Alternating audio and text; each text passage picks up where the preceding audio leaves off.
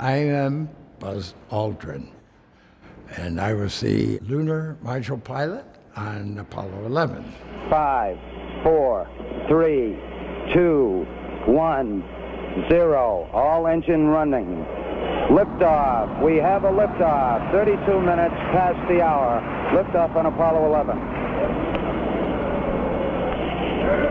Tower cleared. I believe that this nation should commit itself to achieving the goal before this decade is out of landing a man on the moon and returning him safely to the Earth. No single space project in this period will be more impressive to mankind or more important for the long-range exploration of space, and none will be so difficult or expensive to accomplish.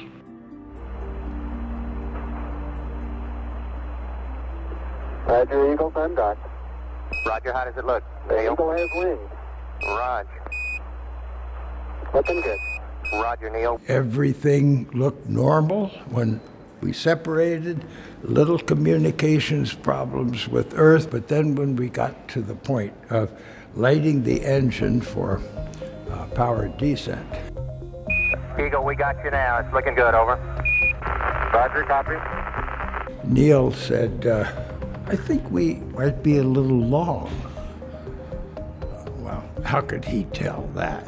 He had some lines marked on the map, and looking at the watch or clock we had, we get to a point looking down where we're gonna wanna yaw around and let the landing radar begin to correct the knowledge that the computer had of exactly what the orbit is.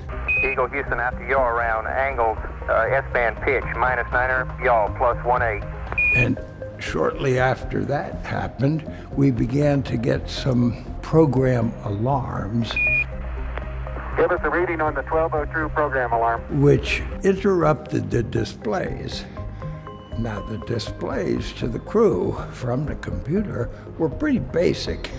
There were 3 registers of a lot of numbers, and you had to know what each one of those meant.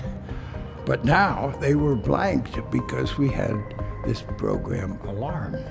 And so we asked Houston what the problem was if we're still go on that. After a few minutes, they came back and said, Roger, we got you. We're going at alarm. We continued down, but it tended to distract a little bit, but we were still on a good landing trajectory. As the lander gets down to about 500 feet, the commander, nobody has ever really maneuvered and checked the response of the landing craft. And so all the commanders agreed that at 500 feet, they would begin to manually control toward what looked like a reasonable landing spot. And everything still appeared to be okay. And I could see, and Neil also wanted to avoid a crater that was in front of us. Forward. Forward. When we were at about 100 feet, now Neil is looking out the window and manually controlling, and I'm giving him the numbers of the altitude rate or descent rate, and the speed over the ground. 40 feet down, 2.5. Picking up some dust. 4 forward. And I keep updating with that information. 4 forward, drift into the right a little. Okay. At about 100 feet, there's a light that comes on as a fuel quantity light. And about that time, the capsule communicator, Charlie Duke, says, 60 seconds. Okay, 100 feet, 60 seconds. We better ease down, is what I'm saying. But I don't want to disturb Neil by saying, hurry up, hurry up, hurry up. Lights on. A little further, 30 seconds, but we're 10 feet. I figured, we got it made. When the landing gear is just about to touch, there are probes that come down about 5-6 feet. And as soon as they hit the ground, they will bend, because it's supposed to bend. And that sets a micro switch, and it lights a light in the cabin. And that's when I said, Contact light. of course, Neil is looking out the window and controlling it, but that's the first indication of actually touching down. And then we actually touch down with the 4th gear, and I call out a few things that we need to do, like shut off the engine. Okay, engine stop. We copy you down, Eagle. Tranquility Base here. The Eagle has landed. Roger, Tranquility. We copy you on the ground. You got a bunch of guys about to turn blue. We're breathing again. Thanks a lot. So we touched down, and I think the estimate, not because somebody put a dipstick in the fuel to see how much was left, but it was calculations and information on board. We probably had about 15 seconds of fuel left.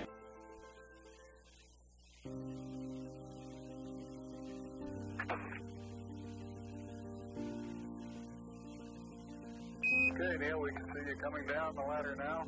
There's really no place on Earth that we could simulate a gravity of 1/6 of what we have here. So there really wasn't a great simulation. Because of that, we were scheduled at the bottom of the ladder to just hold on and sort of see what it was like under the gravity. Okay, I just checked getting back up to that first step. That isn't collapsed too far. Neil went down first, and he did things, and I could see him through the window. I'm going to step off the land now. He had no trouble at all, just moving around. That's one small step for man.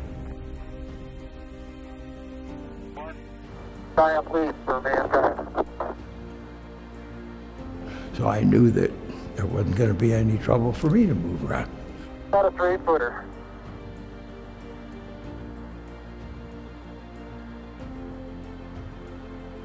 Beautiful view. So we proceeded on.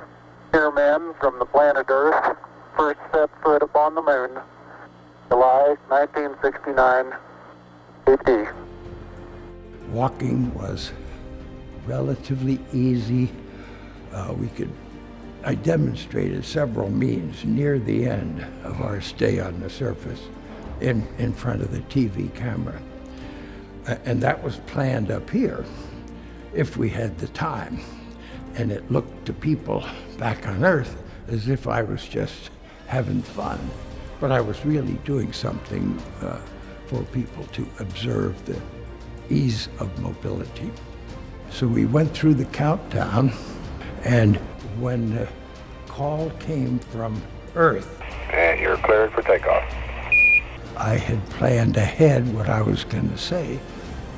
Roger, understand. We're number 1 on the runway. Now, when the lunar module takes off, it's about 1 G, but that's 6 times the gravity. So we leave pretty rapidly. The ascent engine is fixed, so it's a rather sloppy feeling, but it's what's expected. There's nothing wrong. And when the engine cut off, we were in a good orbit. Some way, when those 2 Americans stepped on the moon, the people of this world were brought closer together. That it is that spirit, the spirit of Apollo, that America can now help to bring to our relations with other nations. The spirit of Apollo transcends geographical barriers and political differences.